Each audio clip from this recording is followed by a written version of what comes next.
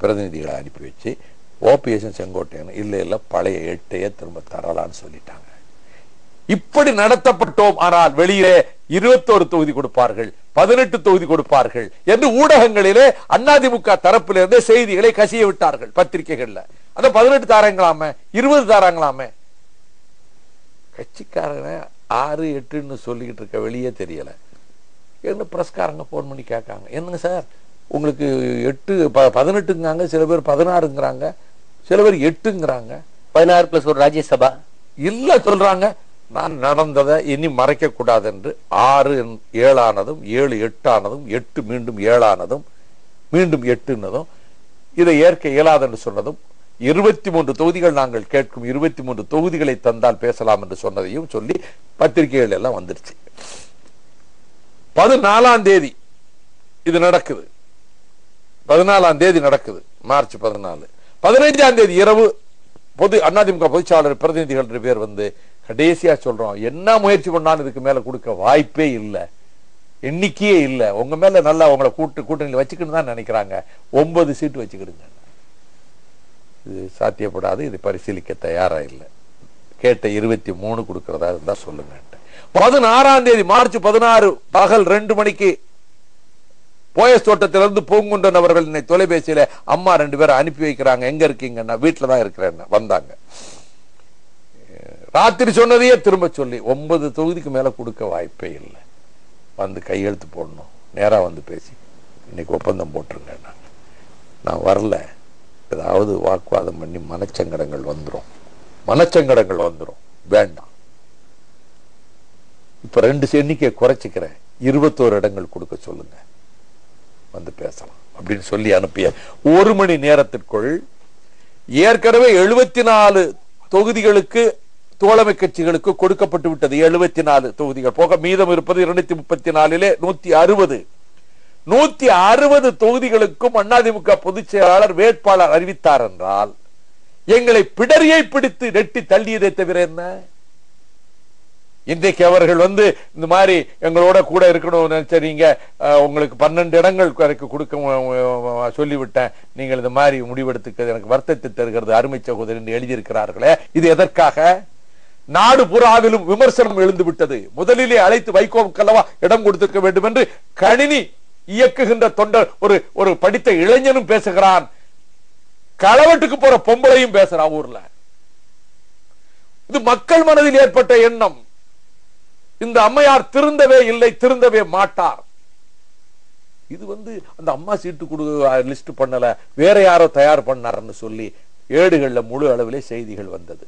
நான் கேட்கிற மக்கள்கிட்ட, ஒரு அரசியல் கட்சியின் எதிர்கால வாழ்வை தீர்மானிக்கின்ற கூட்டணி பிரச்சனையில், தொகுதிகள் தருவதில், கட்சியின் ஜீவனான ஒரு பிரச்சனையில் அந்த கட்சியின் பொதுச் செயலாளருக்கு தெரியாமல் இன்னொரு யாரோ ஒரு நபர், உடன் இருக்கிற நபர் லிஸ்ட் தயாரித்து போட்டார் என்றால் இவர்கள் செயலற்று போய்விட்டார்களா, சிந்திக்கும் திறனற்று போய்விட்டார்களா, அல்லது ஆட்டி வைக்கப்படுகிறார்களா? தொகுதிகள் கொடுப்பதிலேயே இன்னொருவர் தான் தீர்மானிக்கிறார் என்றால் இவரிடத்தில் நாட்டின் பொறுப்பை ஒப்படைத்தால் அந்த நாடு என்ன ஆகும் என்று நினைக்க மாட்டார்களா? இது என்ன வாதம்?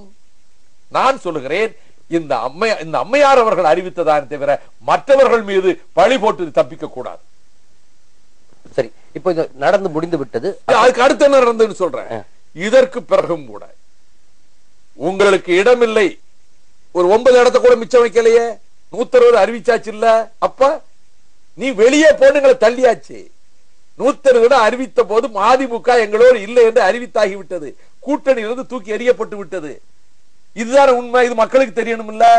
இதையும் தாங்கிக் கொண்டு 19ஆம் தேதி கூட்டம், இந்த கூட்டத்திலே விவாதம், உயர்நிலை குழு கூட்டம் நடந்தது. ஒட்டுமொத்தமான முடிவு, தேர்தலில் போட்டியிட வேண்டாம், தனித்தும் போட்டியிட வேண்டாம். ஏன் தனித்து போட்டியிடக்கூடாது? ஏனென்றால் இந்த சூழ்நிலையில் தனித்து போட்டியிடுவது வெற்றிக்கு வாய்ப்பில்லை என்பதோடு யாரோ ஒரு அணியை வெற்றி பெற வைப்பதற்கு, வாக்குகளை சிதறடிப்பதற்கு நாங்கள் கருவியானோம் என்ற பழிக்கு, துளியும் உண்மையில்லாத பழிக்க நான் ஆளாக விரும்பவில்லை. ஆகையினாலே இதற்கு பிறகு மாலையில மாவட்ட செயலாளர்கள் கூட்டம், அரசியல் ஆலோசனை குழு, ஆய்வு மையம், ஆட்சி மன்ற குழு உறுப்பினர்கள் கூட்டம் 5 மணிக்கு தொடங்கி விடியற்கால 4 மணிக்கு முடிந்தது. 56 பேர் பேசினார்கள். இந்த கருத்துதான் என்று நான் திணிக்கவில்லை. 56 பேரில் 48 பேர் அதிமுகவோடு இனி எத்தனை இடங்கள் கொடுத்தாலும் கூட்டணி நீடிக்க கூடாது என்று பேசினார்கள். 2 பேர் 20 சீட்டு வாங்கிட்டு அதை நீடிக்கலான்னு பேசினாங்க. 4 பேர் தனித்து போட்டியிடலான்னு பேசினாங்க. இதுதான் நடந்தது. அதன் பிறகு இந்த நடந்த செய்திகளை வச்சு இந்த தீர்மானத்தை வடித்தெடுத்து இந்த தீர்மானத்தை அந்த கூட்டத்திலே முன்வைத்து ஒருமனதாக அனைவரும் மகிழ்ச்சியோடு ஏற்றுக்கொண்டு இந்த தேர்தல் மட்டும் நாம் பங்கேற்கவில்லை, நாம் போட்டியிடவில்லை என்ற முடிவை நாங்கள் எடுத்துட்டு நாங்க இருக்கிறோம். இப்போ இந்த முடிவுக்கு வருத்தம் தெரிவித்து அதிமுக பொதுச் செயலாளர் இப்ப கொஞ்ச நேரத்துக்கு முன்னாடி ஒரு கடிதம் அனுப்பி இருக்கிறாங்க. என்னுடைய கேள்வி எல்லாம் இவ்வளவு உறுதி, இவ்வளவு உங்களோட 5 வருஷம் இருந்தன, எங்களை அழைத்து பேசினார்களா? சரி, இவ்வளவுதான் உங்களுக்கு சீட்டு கொடுக்க முடியும், என்னைக்காவது கூப்பிட்டு அவங்க பேசினாங்களா என்கிட்ட? சரி, 8ன்னு சொல்ல எப்படி மனம் வந்தது, 6ன்னு சொல்ல எப்படி மனம் வந்தது, 8 7 எப்படி மனம் வந்தது, 9ன்னு மனம் வந்தது? இப்ப என்ன, அவங்களே உண்மையை ஒப்புத்துக்கிட்டாங்க. கடைசியா சொன்னது 12ன்னு கடிதத்திலேயே குறிப்பிட்டுட்டாங்க. மார்க்சிஸ்ட் கட்சிக்கு 12, சிபிஐக்கு 10, இன்னொரு கட்சிக்கு 41, மதிமுக 12. யாரை ஏத்துக்கிடுவா? நாங்கள் இதற்கு மத்தியில் இன்னொன்னு நான் சொல்லிடுறேங்க. என்னுடைய அருமை நண்பரே, நான் சொல்வதற்கு வருத்தமாக இருக்கிறது, நேயர்களுக்கும் நான் தெரிவிக்கின்றேன். காலம் சில படிப்பினைகளை தந்ததனாலே அதிமுக பொதுச் செயலாளருடைய போக்கிலே மாற்றம் ஏற்பட்டிருக்கும் என்று நான் நினைத்தேன். அவர்கள் நல்ல படிப்பாளிதான். அணுகுமுறையிலே இதற்கு முன்பிருந்த எதேச்சாதிகார போக்கிலே, ஆணவ போக்கிலே மாற்றம் ஏற்பட்டிருக்கும் என்று நான் நினைத்தேன். அது நம்பிக்கை பொய்த்து போனது. எந்த மாற்றமும் ஏற்படவில்லை, இனி ஏற்படவும் செய்யாது. இது தெரிந்து கொண்டு, இதை நான் அறிந்து கொண்டு, அதிமுக பொதுச் செயலாளருடைய மனநிலையிலே எந்த மாற்றமும் இல்லை, அணுகுமுறையில் போக்கிலே எந்த மாற்றமும் இல்லை என்று நான் தெரிந்து கொண்டதற்கு பிறகு, நன்றாக உணர்ந்து கொண்டதற்கு பிறகு, அந்த அணியில் இருந்து ஓட்டு கேட்டு மக்களிடம் செல்வது என் மனச்சாட்சிக்கும் துரோகம், மக்களுக்கும் துரோகம். இதுதான் இருக்கக்கூடிய நிலைமை.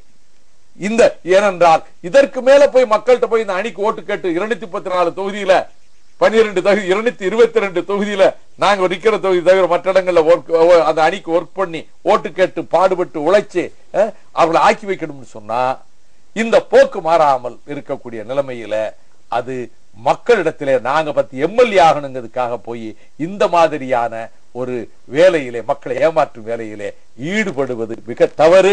நாம் விலகி நிற்போம் அப்படின்னு முடிவு கொண்டோம். இது உண்மையிலே என்னவென்றால், ஒரு ஆட்சியாளர்கள் மீது ஒரு எதிர்ப்பாலை இருக்கிறது.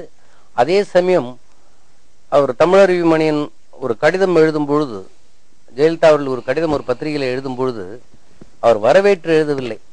பெரிய தீமை, சிறிய தீமை, இதுல எங்களுக்கு வேற ஆல்டர்னேட் இல்லை, ஏத்துக்கிறோம்ன்றதுதான். ஒரு கட்சிக்கு எதிர்ப்பாலை என்பதனாலே இன்னொரு கட்சிக்கு ஆதரவு விலை என்று அதிமுகவும் எடுத்துக்கொண்டு விடக்கூடாது. அப்படிப்பட்ட ஒரு சூழலில் மக்கள் கேட்கிற முதல் கேள்வி, நீங்கள் முதலில் பேசி இருக்க வேண்டியது அது எத்தனை இடங்கள் என்பது முக்கியம் இல்லை, என்ன மரியாதை நீங்கள் உங்களோட 5 வருடம் இருந்த மதிமுகவுக்கும் வைகோவுக்கும் மரியாதை கொடுக்க வேண்டும் தான் மக்கள் நினைக்கிறாங்க. இப்ப நீங்க ஒரு முடிவு எடுத்துட்டீங்க. மக்கள் நினைக்கிறது மட்டும் இல்ல, முதல்ல கூப்பிட்டு பேசுறது மட்டும் இல்ல, எத்தனை இடங்கள் என்பது முக்கியம். எங்களுக்கு தமிழ்நாடு புறம் அமைப்பு இருக்கிறது, எங்கள் கட்சிக்கு தொண்டர்கள் இருக்கிறாங்க, எங்களுடைய பிரச்சார பலம் இருக்கிறது. எங்கள் பேச்சாளர்களை போல தமிழ்நாட்டில் எந்த கட்சியிலும் கிடையாது. சம்பத் தலைமையிலான எங்களுடைய பிரிகேடு மாதிரி, இந்த பிரிகேடு மாதிரி டார்பிடோ பிரிகேடு, இது எந்த பெரிய தடைகளையும் உடைத்து தகர்த்தக்கூடிய ஆற்றல் மிக்க சொற்பொழிவாளர்கள். அப்படிப்பட்ட ஒரு மோட்டிவேட்டட், டெடிகேட்டட், இது மாதிரி ஆட்களை எங்களை கட்சியா எங்களுக்கு எண்ணிக்கை என்ன? மற்றவர்களுக்கு 41, 12, 10, எங்களுக்கு 6. என்ன அணுகுமுறை? தன்மானமும் சுயமரியாதையும் தான் முக்கியம். கண்களை விட்டு சித்திரம் வாங்கலாமா என்று கேட்டான் முண்டாசு கவிஞன். கண்களை விட்டு சித்திரம் வாங்குவதை போல சுயமரியாதையை விற்று பதவி வாங்குகின்ற இழி நிலைமைக்கு மறுமலர்ச்சி திமுக ஒருபோதும் ஆளாகாது. சரி, இப்போ என்னன்னா, உங்களுடைய அரசியல் வாழ்க்கையை நீங்கள் மாணவர்களாக இருந்து திராவிட முன்னேற்ற கழகத்தில் சேர்ந்ததிலிருந்து பல பதவிகள் இருந்தீங்க, பல தேர்தலை கண்ட நீங்கள் இந்த இடத்தில் ஒரு காரணத்திற்காக விலகி நிற்கிறீர்களே, இதுவே உங்கள் வாழ்க்கையிலே இது ஒரு புது அனுபவம். ஒரு பெரிய பொது தேர்தல் 14 களங்கள்ல நின்றுக்க இல்ல, மௌன பார்வையாளனாக நீங்கள் ஒரு தேர்தலை பார்க்கிறது உங்க வாழ்க்கையிலே தான் முதல் முறையா இருக்குன்னு நினைக்கிறேன், அரசியல் வந்த பிறகு. மௌனம் மிக வலிமையான ஆயுதம் என்று சிகாகோ நகரிலே மேனாள் புரட்சியிலே சுட்டுக் கொல்லப்பட்ட அவர்களுக்கு மத்தியிலே இருந்து போராட்டம் நடத்தியவர்கள் என்று 4 பேர் தூக்கிலிடப்பட்டார்களே, அந்த கல்லறை போய் பார்த்தவன். அவன் கடைசியாக தூக்கிலிடப்படுவதற்கு முன்பு சொன்ன வார்த்தைகள் இங்கே எங்கள் மீது எழுகின்ற இந்த நிசப்தம் இந்த அக்கிரமக்காரர்களின் ஆரவார சப்தத்தை விட சக்தி வாய்ந்தது என்பதை காலம் நிரூபிக்கும் என்று சொன்னார்கள். இந்த 10 நாள் எங்கள் மௌனம் அது மிக மிக பல்லாயிரக்கணக்கான மேடைகளில் நாங்கள் எழுப்பிய முழக்கத்தின் சக்தியை விட இந்த 10 நாள் மௌனம் மிக சக்தியை உருவாக்கி இருக்கிறது. அது வலிமையான ஆயுதமாக மாறி இருக்கிறது. இந்த 10 நாள் நிசப்தம் நாங்கள் அமைதி காத்திருக்கிறோம். அதே நேரத்தில் தன்மானமும் சுயமரியாதையும் 2 கண்களாக போற்றி தந்தை பெரியார், அறிஞர் அண்ணா காட்டிய பாதையில தமிழகத்தினுடைய வாழ்வாதாரங்களையும் தமிழ்நாட்டின் உரிமைகளையும் பாதுகாத்து இந்த தமிழக மக்கள் மத்தியிலே சாதி மத பூசலற்ற மனித நேயமிக்க உணர்வு வளர்ந்து ஊழல் அரசியல் ஒளிந்து உலகெங்கும் வாழும் தமிழர்களினுடைய கண்ணீரை துடைக்கின்ற கடமையை செய்து தமிழ் ஈழ மக்களின் துயர் துடைத்து இருளிலே இருந்து சுதந்திர தமிழீழ விடியலுக்கு அவர்களை கொண்டு வந்து சேர்ப்பதற்கு பாடுபடுகின்ற நாங்கள் திமுக அதிமுக இரண்டுக்கும் ஒரு மாற்று சக்தியாக உருவாக வேண்டும் என்று 10 ஆண்டுகளுக்கு முன்பு தஞ்சை பொதுக்குழுவிலே போட்ட தீர்மானத்தை மீண்டும் முன்னெடுத்து செல்லக்கூடிய ஒரு காலம் இயற்கையாக மலர்ந்து, நாங்களா திட்டம் போடல, இயற்கையாக காலம் இந்த சூழலை அருட்கொடையாக வழங்கி இருக்கின்றது. என் நண்பரே, இப்போ ஒரே ஒரு பல விஷயங்கள் பேசலாம் உங்களோட. இப்ப முக்கியமான இறுதி கட்டத்தின் ஒரே ஒரு கேள்வி, உங்கள் தொண்டர்கள் வெற்றி தோல்வியை பத்தி கவலைப்படாமல் நீங்கள் கூக்குரலிட்டால் உங்களுக்கு அழைப்பு ஏற்று களம் இறங்கிய உங்க தொண்டர்கள் அவர்கள் சூர்ந்து விடுவார்களே, அவர்களுக்கு எப்படி என்ன ஊக்கம் மருந்து அளிக்க போகிறீர்கள்? எங்கள் தொண்டர்களை பற்றி நன்றாக சொன்னீர்கள். பிற்பகுதியில்தான் நான் மாறுபடுகிறேன். நாங்க சிறையில் இருந்த போது கட்சியை தொண்டர்கள் தான் நடத்தினாங்க.